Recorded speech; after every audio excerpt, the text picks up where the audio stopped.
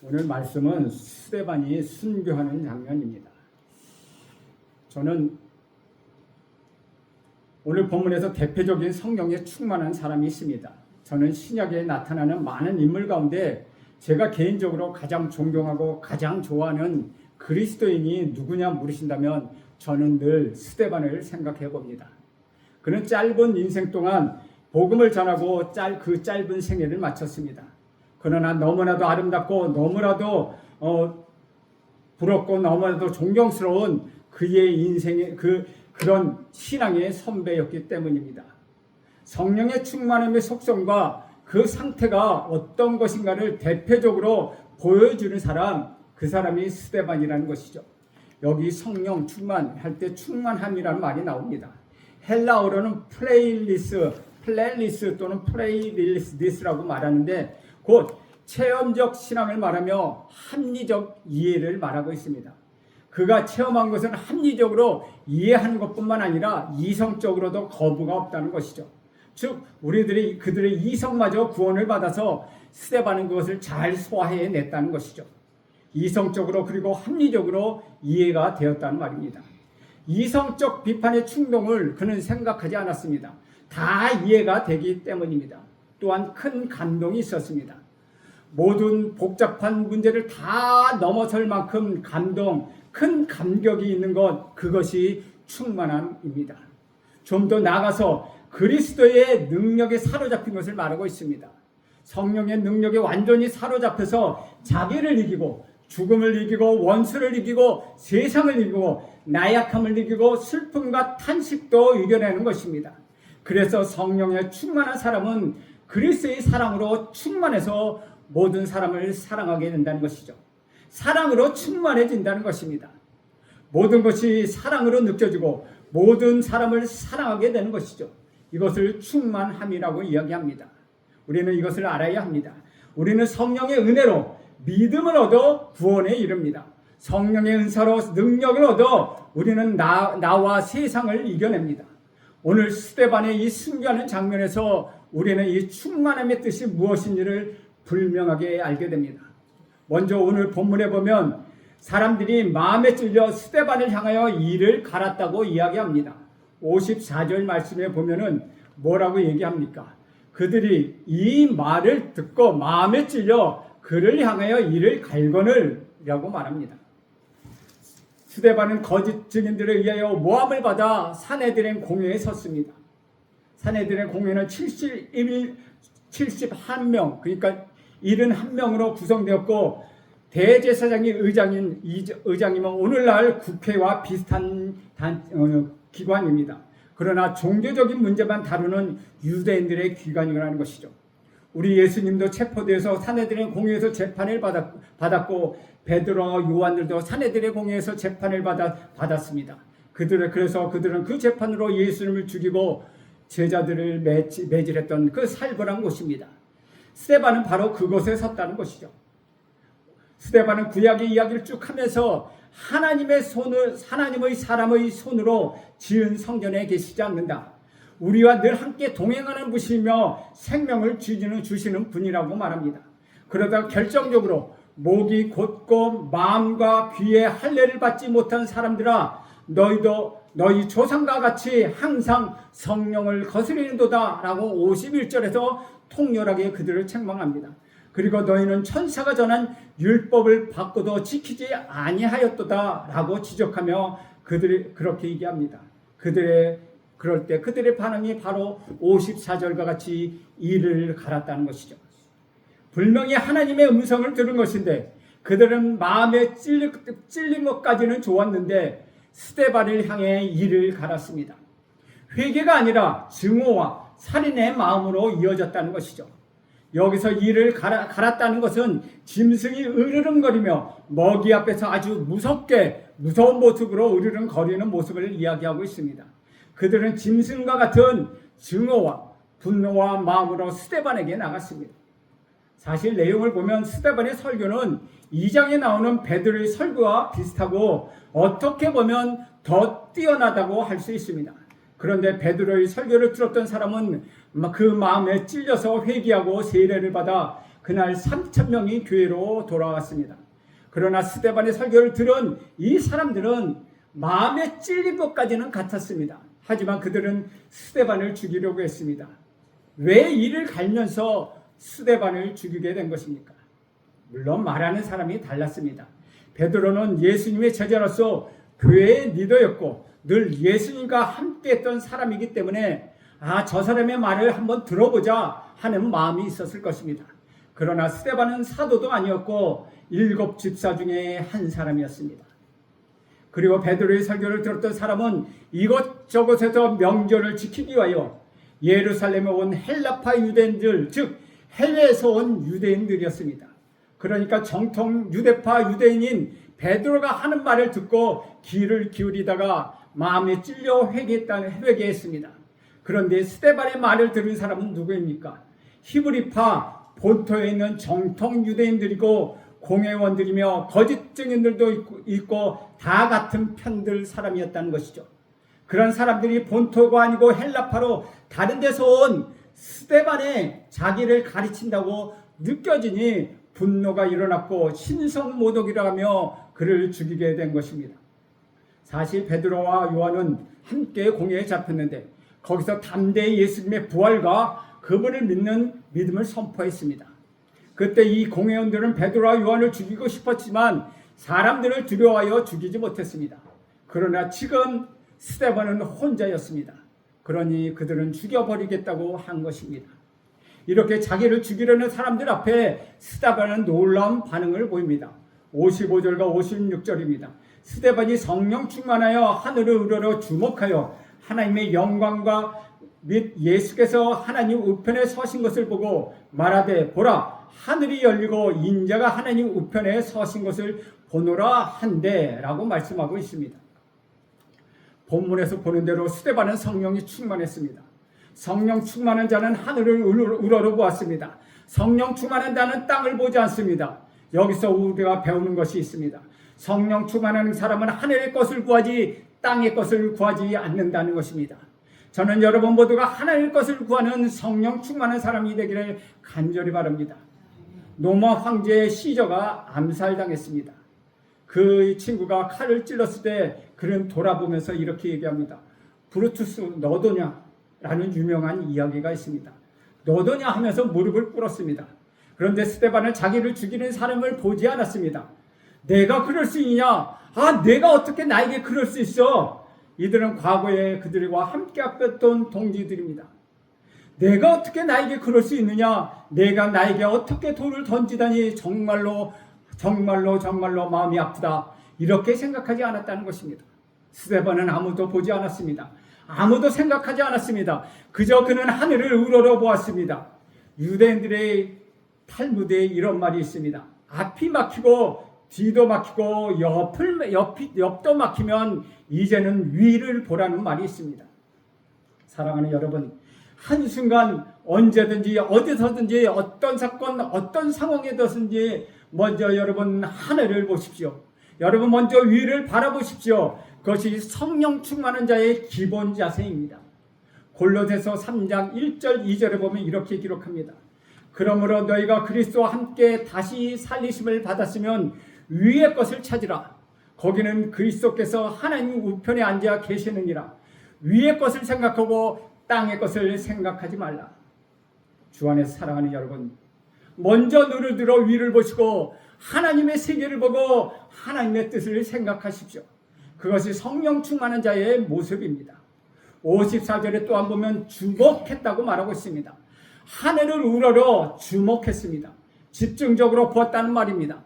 이 말은 그 외에 다른 생각을 하지 않았다는 것이죠. 그 외에 아무것도 보지 않았다는 것입니다. 집중적으로 주목해서 하늘을 쳐다보았다는 것입니다. 그렇게 했을 때 그는 하늘이 열린 것을 보았습니다. 그는 예수 그리스도를 보았습니다. 나를 위하여 십자가를 지신 그리스도를 보았다는 것입니다. 나를 기다리고 있는 그는 그리스도를 보았습니다. 어서 올라오너라 라고 하고 서서 기다리고 계시는 그 그리스도를 보셨다는 것입니다.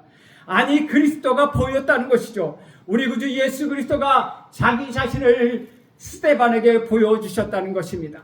하늘을 우러볼 때, 하늘을 집중적으로 바라볼 때 우리는 주님을 만나게 됩니다. 우리는 주님을 보게 되는 것입니다. 그는 그 주님께서 주님에게 자기 생명을 바칩니다. 59절에 보면 주 예수여 내 영혼을 받으시옵소서 라고 그는 말합니다.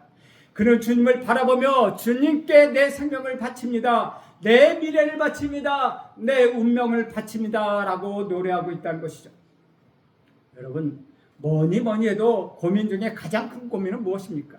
바로 죽음에 관한 걱정입니다. 뭐 감기만 걸려도 이러다 죽는 거 아닌가? 혹시 종합검진을 받으러 갈 때마다 또 무슨 병이 있지 않는가? 종합검진을 받는 게 두렵기도 합니다. 아니 어차피 죽을 목숨인데 너무 죽지 않으려고 발버둥 치지 마십시오. 여러분, 죽음을 환영하십시오. 적어도 예수 믿는 사람은 죽는 걱정을 하지 말아야 한다는 것입니다. 걱정할 필요가 없습니다. 여러분, 그렇지 않습니까? 또한 저주와 심판에 대한 두려움이 없어야 합니다. 스데반은 주를 바라보았습니다. 자기를 기다리고 계시는 주를 바라보면서 우리 주님께 생명을 의탁했습니다. 죽음의 문제를 깨끗이 해결했습니다.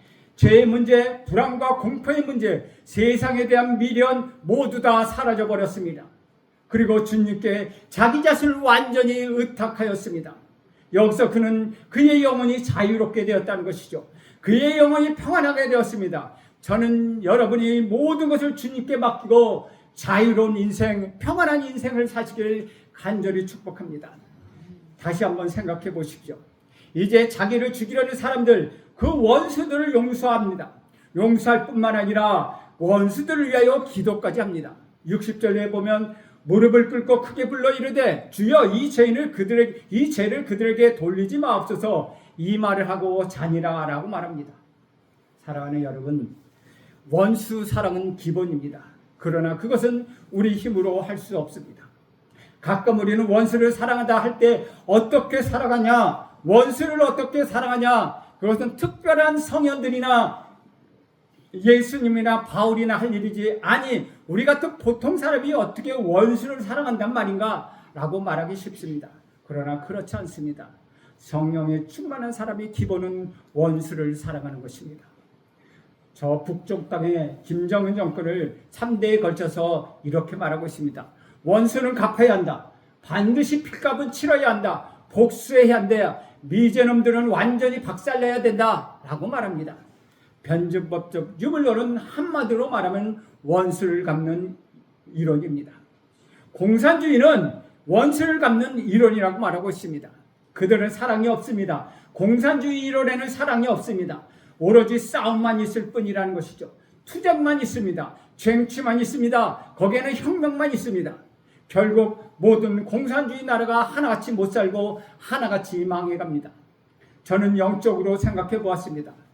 저들은 복수심 때문에 망했습니다. 미워하는 마음, 저주하는 마음, 싸우는 마음, 약육강식, 그런 싸움이 마음속에 가득 차 있으니 농사일조차 되겠습니까? 아무런 생각도 없습니다. 결국은 경제, 정치, 문화 다 무너지고 만다는 것이죠. 주 안에서 사랑하는 여러분, 원수를 사랑해야 내가 살 수 있습니다. 여러분, 누구를 미워하고 있습니까? 미워하고 있는 동안에 나라는 생명, 나라는 영혼을 내가 미워하고 있는 그 사람에게 지금 뺏기고 있다는 것입니다. 내 마음, 내 진실도, 내 소중한 것도 지금 뺏기고 있다는 것이죠. 여러분, 여기서 빨리 벗어나십시오. 조금이라도 누구를 미워하는 그림자가 있거든 거기서 빨리 벗어나십시오. 그것에 매여 있는 동안에 영영 우리는 헤어나지 못하고 오히려 우리 육체와 영혼이 말라가게 된다는 것이죠. 여러분, 그것을 잊지 마십시오. 그렇기 때문에 원수를 사랑하라 하는 것은 기본입니다. 그렇기 때문에 용서하는 것은 남을 위해서 하는 것이 아니라 나 자신, 나의 영혼과 육체를 위해서 용서하는 것입니다. 이것은 기초적인 것입니다. 여러분, 이것을 잊지 말길 간절히 바랍니다. 그래서 원수를 사랑해야 내가 자유인이 될 수 있다는 것입니다. 오늘 스데반은 하나님을 위하여 자신을 희생합니다. 참 사랑의 사람이 되는 순간이었습니다. 또 오늘 본문에 귀한 말씀이 있습니다. 그것은 천사의 얼굴을 했다는 것입니다. 그 앞에 6장 15절에 보면 스데반이 바로 이 순간 그의 얼굴이 천사의 얼굴과 같았다고 말합니다. 우리는 천사를 본 일은 없지만 천사의 얼굴이 무엇인지는 짐작합니다. 바로 그것이 변화된 모습입니다. 위를 보는 사람 천사의 얼굴과 같다는 것이죠. 원수를 다 수용하고 원수를 용서하고 사랑해 버릴 때 우리 얼굴은 천사의 얼굴로 변하게 될 것입니다.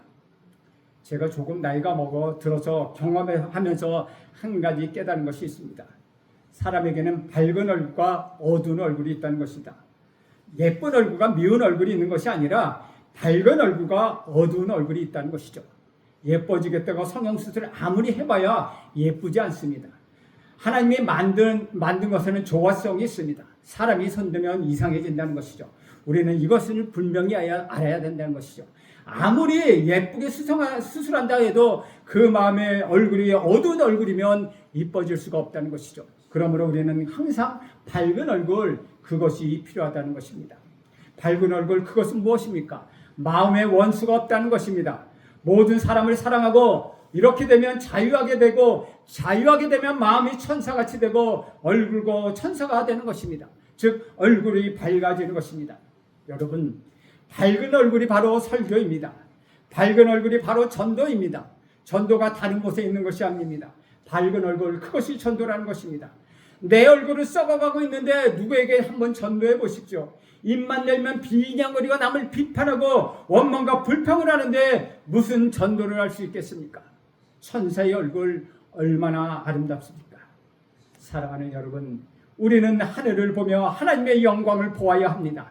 하나님의 보좌를 볼 때마다 하나님의 영광을 보아야 합니다. 하나님이 뜻이 이루어지는 바로 그것이 하나님의 영광입니다. 거기에는 하나님의 능력이 임합니다. 우리가 하늘을 우러러보면 하나님의 영광을 사모할 때 하나님은 우리에게 능력을 부어주십니다. 그러므로 저는 여러분 모두가 하늘을 바라보며 하나님의 영광을 나타내어 하나님의 능력으로 살아가길 간절히 원합니다. 그런데 그러한 스테반에 대하여 다른 사람들은 어떻게 반응합니까? 57절과 58절에 보면 이렇게 이야기합니다.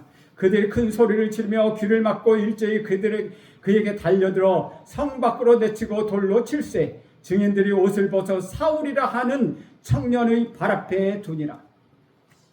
그들은 짐승처럼 이를 갈고 짐승처럼 큰 소리로 일벌지르며 일제히 달려들어서 스데반은 성 밖으로 끌고 나갔습니다. 신성 모독대로 돌로 쳐 죽이기 위함이었다는 것이죠. 유대인들은 죄인들을 처형할 때 반드시 이렇게 성 밖에 끌어내서 돌로 쳐 죽였습니다. 죄인은 부정하기 때문에 그렇게 함으로써 예루살렘 성의 거룩함을 지키기 위함이었다는 것이죠. 그래서 예수님도 예루살렘 성 밖에 골고다 언덕에 가서 못 박혀 죽으셨습니다. 스데반도 지금 성 밖으로 끌려가고 있습니다. 유대인들의 관습에 의하면 죄인을 돌로 쳐 죽일 때 그 죄인을 고발한 증인들이 가장 먼저 돌로 치게 되어 있습니다. 그래서 여기서 보면 증인들이 돌로 치는 것을 보게 됩니다. 그들은 유대 종교 지도자들이 매수한 거짓 증인들이었습니다. 거짓으로 스데반을 고소했습니다. 그들은 스데반을 돌로 치기 전에 옷을 벗어서 사울이라고 하는 청년 앞에 두었다고 말하고 있습니다. 여기서 드디어 사울, 우리가 잘 아는 그 사도 바울이 등장하고 있습니다. 거짓 증인들은 스데반을 돌로 칠 때 자기 옷뜻을 벗어 사울이라고 하는 청년의 발 앞에 두었다고 말합니다. 사울이 그곳에 모인 유대인들 가운데 가장 앞쪽에 있었다는 것이죠. 그러니까 스데반과 가장 가까운 거리에 있었다는 말입니다. 그러면서 그것을 진두지휘하고 있었다는 것을 말하고 있습니다. 자기가 직접 나서서 돌을 치는 것이 아니라 뒤에서 이 고발 사건을 조정하고 있는 사람, 그 사람이 바로 사울이었다는 것이죠. 지금은 첫 번째 증인이 스데반의 머리를 돌로 쳐 쓰러뜨립니다. 두 번째 증인이 스데반의 가슴을 돌로 쳐서 쓰러뜨립니다. 무리들이 기다렸던 듯이 돌 세례를 퍼부으며 돌로 쳐 죽이는 끔찍한 장면입니다. 사실 아이들이 작은 돌 하나를 던져도 유리창이 깨지고 사람이 맞으면 다칩니다. 그런데 그 정도가 아니라 이 당시에는 적어도 주먹 크기만한 큰 돌로 있는 힘을 다해서 던졌다는 것이죠. 얼마나 아프고 치명적이겠습니까? 그것을 맞으면 그대로 죽게 됩니다. 그런데 사울은 그 장면을 가장 가까이에서 아주 똑똑하게 목격했습니다. 동시에 그는 가장 가까운 곳에 있었기 때문에 스데반이 마지막 숨을 거두는 그 순간 스데반이 놀랍게도 영원한 생명의 비상구가 되시는 우리 구주 예수 그리스도에게 자신의 영혼을 부탁한 것을 들었습니다. 자신을 돌로 쳐 죽이며 살기 등등한 짐승같이 달려드는 저 사람들도 주님 앞에서는 죄사함을 얻기를, 주님 앞에서 죄사함을 얻기를 기도하는 모습도 생생하게 누구보다도 가까운 곳에서 보았던 사람, 그 사람이 바로 사울이었다는 것이죠. 죽어가면서 스데반이 놀라운 말을 하는 것은 사울은 가장 가까운 자리에서 들었습니다. 어떤 말을 했습니까? 조금 전에 읽었던 29절 말씀입니다. 그들이 돌로 스데반을 치니 스달링 부르짖어 이르되 주 예수여 내 영을 받으시옵소서 하고 60절에 보면 무릎을 꿇고 크게 불러 이르되 주여 이 죄를 그들에게 돌리지 마옵소서 이 말을 하고 자니라. 스데반은 마지막에 이해할 수 없는 두 가지 말을 하고 있습니다. 첫 번째는 주 예수여 내 영혼을 받으시옵소서라고 부르짖습니다. 지금은 아주 긴박한 상황입니다. 돌에 맞아 피가 흐르고 정신을 잃어가는 상황입니다. 그래서 다급히 소리를 치는 것입니다. 돌에 맞아 피투성이 되어 죽어가는 상황, 피가 철철 흐르면서 머리가 깨지고 비참한 상황에 우리 주님께 자기 영혼을 받아달라고 기도하고 있다는 것이죠. 보통 사람은 이런 시련이 오면 그냥 하나님을 잊어버립니다. 그러나 스데반은 마지막 그 순간까지 주님께 자기 영혼을 의탁하고 있습니다. 둘째로 그는 무릎을 꿇은 상태에서 크게 불렀습니다. 소리를 넣습니다. 누구나 다 들을 수 있도록 주여 이 죄를 그들에게 돌리지 마옵소서라고 했습니다. 얼마나 간절하고 급박했겠습니까? 그런데 바로 이 두 개의 기도가 모두 예수님이 십자가 위에서 하셨던 기도였다는 것이죠. 예수님이 십자가 위에서 7마디 말씀하신 것 중에 2마디 말씀과 같다는 것이죠. 누가복음 23장 46절에 보면 아버지 내 영혼을 아버지 손에 맡깁니다. 그리고 누가복음 23장 34절에 보면 아버지여 저 사람들을 용서하여 주옵소서. 저 사람들은 내가 무슨 일을 하는지 알지 못합니다. 놀랍게도 우리 구주 예수 그리스도께서 하셨던 기도 스데반도 죽어가는 상황에서 하고 있다는 것입니다. 얼마나 놀라운 일입니까? 예수님의 마음까지 스데반이 죽는 순간 그 예수님의 마음까지 이르렀다는 것입니다. 이렇게 스데반은 교회 역사에서 첫 번째 순교자가 되었습니다. 그런데 이 위대한 믿음의 승리인 순교의 순간 그 결과는 어땠습니까? 그 이후 여러 가지 일들이 나오지만 순교로 인하여 더 박해가 심해집니다. 그러나 한 가지 중요한 것은 스데반이 마침내 사울을 자기 제자로 삼을 수 있었다는 것입니다. 스데반은 죽었지만 사울은 이것을 통하여 예수 그리스도가 제자가 될 수 있었다는 것입니다. 그 사람이 바로 바울이라는 사람입니다. 그는 스데반을 죽였습니다. 그는 스데반을 죽이는 일에 가담했습니다. 하지만 거기서 큰 감동을 받고 스데반이 마침내 사도 바울을 사로잡았다는 것입니다. 사도 바울의 신학책이라는 것은 근본적으로 스데반이 죽을 때 한 설교, 그 스데반의 사상을 뛰어넘지는 못합니다. 한마디로 말해서 바울은 스데반의 제자였다는 것이죠. 결국 이 스데반의 죽음을 통하여 나중에 사울은 사도 바울로 다시 태어나게 됩니다. 여러분, 내가 손해를 보고 억울하더라도 믿음의 길을 갈 때 잘 되면 좋겠는데 일이 잘 안 풀리고 꼬이며 더 손해보고 악하다는 상황이 펼쳐질 수 있습니다. 그러나 우리가 꼭 기억해야 할 것은 혹시 내가 주님을 따르는 그 믿음 때문에 이 땅에서 고난당하고 손해본다 할지라도 내가 모르는 사이에 하나님께서 놀랍게도 나를 통하여 사도 바울을 준비시키고 있다는 사실, 여러분 그 사실을 믿으시기 바랍니다. 스데반은 그것을 모르고 죽었습니다. 천국에서는 아마 서로 만나서 이야기했을 것입니다. 그런데 그것을 모르고 죽었지만 스데반의 죽음을 통하여 하나님은 사도 바울을 일으키셨습니다. 그러므로 우리 그리스도인에게는 결코 실패가 없다는 것이죠. 스데반의 순교는 결국 무익하지 않았고 헛된 것이 아니었다는 것이죠. 스데반의 그 죽음은 그 위대한 사도 바울이 탄생하는 계기가 되었다는 것입니다. 우리도 우리 인생에서 혹시 열매를 못 볼 수도 있습니다. 그러나 우리가 죽은 다음에 나타나는 열매가 있습니다. 우리가 지금 당장 여기서 못 볼 수도 있습니다. 그러나 우리가 다른 데로 이사 가거나 우리가 여기서 애썼던 분들이 다른 데 가서 열매가 나올 수도 있다는 것이죠. 아니 전혀 모르고 그냥 무의미한 것 같지만 우리가 손해본 것처럼 우리 인생이 끝나갈 수도 있다는 것입니다. 그러나 하나님 안에서 그것은 결코 헛된 것이 아니라는 것이죠. 하나님은 우리가 보지 못한 사이에도 바로 우리 고난과 우리 핍박과 우리의 고통을 통하여 놀라운 역사를 이루고 계시다는 것입니다. 스데반은 믿음으로 살다가 죽었습니다.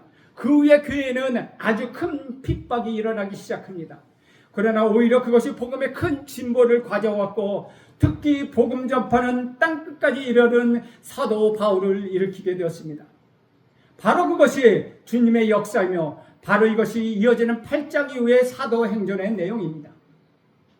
바로 이러한 주님의 쓰임을 받는 저와 여러분이 되기를 간절히 바랍니다. 사랑하는 여러분, 성령 충만한 사람에게는 하늘이 열립니다. 성령 충만한 사람에게는 우리 구주 예수 그리스도가 나타나십니다. 우리 구주 예수 그리스도는 성령 충만한 자 저와 여러분을 기다리고 계십니다. 여러분 어떻게 살고 있습니까? 아니 어떻게 죽고 싶습니까? 사람은 잘 죽어야 합니다. 그런데 제때에 좀 근사하게 죽어야 합니다. 이것이 잘못되면 한평생 수고한 것 다 망가지고 만다는 것이죠. 여러분, 스데반의 이 장엄한 순교의 장면을 보십시오. 이 영광된 시간을 보십시오. 여러분 부럽지 않습니까? 천사의 얼굴을 하고 우리 주님의 영접을 받는 그 장면을 보고 보십시오. 스데반은 성령 충만합니다. 그에게는 원수가 없었습니다. 그에게는 어두운 그림자가 없습니다. 그에게는 오직 밝은 믿음만, 밝은 얼굴과 밝은 마음과 소망이 있고 영광과 천사의 얼굴만 있을 뿐이라는 것이죠. 주 안에서 사랑하는 여러분, 오늘도 하나님께서 여러분과 함께 하시길 간절히 소원합니다. 비록 다른 모든 거짓 주인 앞에서, 거짓 증인 앞에서 죽임을 당하지만 그의 죽음은 패배가 아니었습니다. 그의 죽음 속에 바울이라는 위대한 사도가 탄생하였습니다. 스데반의 죽음을 기점으로 하여 기독교는 전 세계적인 기독교로 퍼져나가게 됩니다. 정말 참 기독교인의 삶은 바로 그 자체가 순교의 현장이라는 것이죠. 사랑하는 여러분, 교회만 다니는 자가 되지 마십시오. 주님을 따르는 자가 되십시오. 예수 그리스도를 인정하는 자만 되지 마십시오. 예수 그리스도를 따르는 자가 되십시오. 주일에만 잠깐 다녀오는 신앙의 손님이 되지 말고 열심을 다하여 우리 주님을 섬기는 아름다운 성도들이 되십시오. 그리하면 여러분 모두는 참된 성도가 될 것입니다. 그리할 때 여러분 모두에게 우리 주님의 은혜가 함께 하실 것입니다. 그러면 여러분 세상에서 승리자로 살아가게 될 것입니다. 기도하겠습니다. 하나님 아버지, 우리를 불러주셔서 다시 한번 위를 보게 하시고 주님을 바라보게 하심을 감사합니다.